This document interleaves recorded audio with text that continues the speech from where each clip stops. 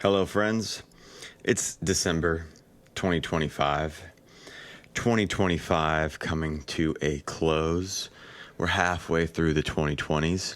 Man, it's been a fun ride so far. I wanted to talk today about the effects of ambient media, kind of the drone and the constant information exchange that happens with modern technologies that we really don't think much of. They're just kind of there in our lives at all times. They're on the wall, they're playing in the store, playing in the car. I'm talking mostly about TV and radio.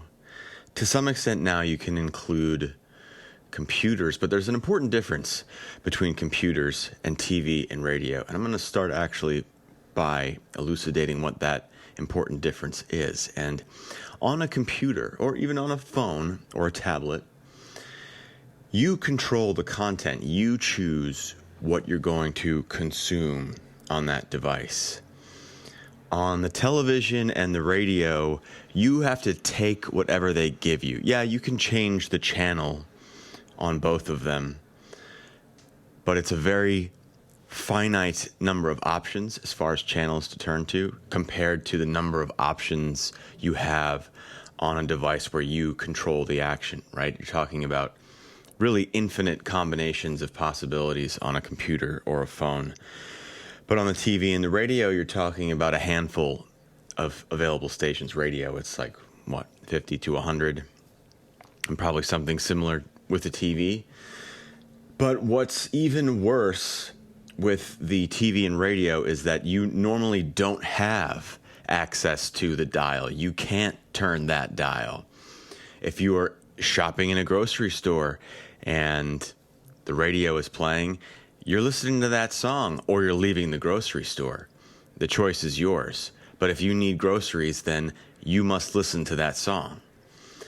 If you are out with friends and they've chosen the restaurant or bar that you're going to go to, and it is wall-to-wall coverage with TVs, as most bars these days are, and restaurants, you don't get to choose what's on that screen, but you will have to consume whatever is on that screen. And in all likelihood, it'll be something that you really don't care too much about. Maybe it'll be some sporting event or something else that you would not be playing in your home if you had the remote control in your hand.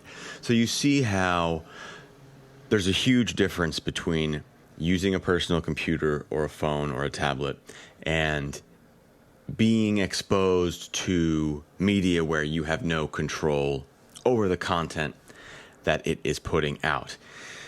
This is important because I don't know if you've noticed, but if you're in a bar or restaurant with TVs, or if you're in a grocery store or any store with the radio playing, in the case of TVs, it's very difficult to not look at the flashing blue lights. I challenge you, next time you go into a bar or restaurant or any public place with a TV, I challenge you to not look at it at all, not even for a second, not a split second. I guarantee you will fail in the first 30 seconds.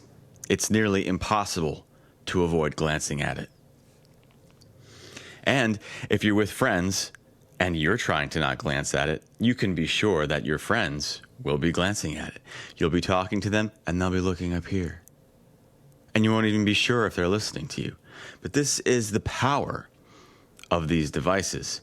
And I'll spare you the more perhaps mythological perspective on what this device actually is. Really, it's something like a magic mirror from Snow White or from these fairy tales. And these types of devices generally don't play the most beneficent role in those stories. They're a little more malevolent, generally.